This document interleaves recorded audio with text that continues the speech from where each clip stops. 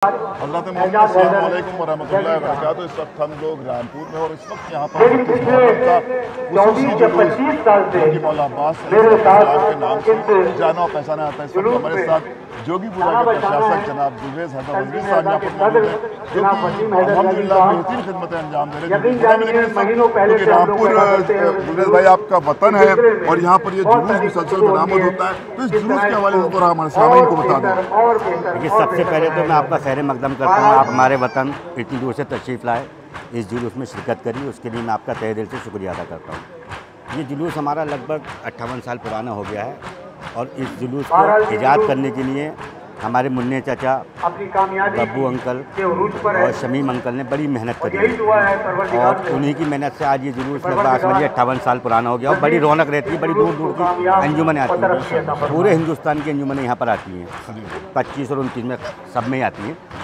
और इस जुलूस को उन्होंने करने के लिए बड़ी मेहनत करी और आज के टाइम में उनके बच्चे इसमें लगे हुए हैं जो इस पोजीशन में उन्होंने आगे बढ़ा रहे हैं। मैं बड़ा उनका शुक्रिया अदा करता हूँ कि उन्होंने अपने वालिद के काम को आगे बढ़ाया।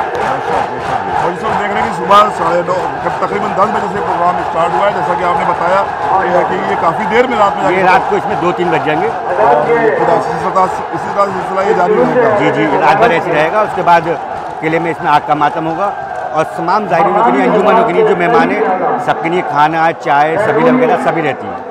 तो ये रामपुर की बात होगी। अब हम चलते हैं जोगीपुरे के बारे में थोड़ा सा बात करें। जैसे कि आपने कहा था कि कुछ हम अगर रुके तो अल्हम्दुलिल्लाह आपको इस वक्त पूरा इख्तियार फिर से मिल चुका है, जैसा कि लोगों को पता ही है। तो इस बार इंशाल्लाह जोगीपुरे में और कुछ क्या बेहतर होने वाला है? देखिए, सबसे पहले मैं शुक्रिया अदा करूँगा अपने चेयरमैन साहब अली जदी साहब का कि उन्होंने मुझे आगे का टाइम दिया है।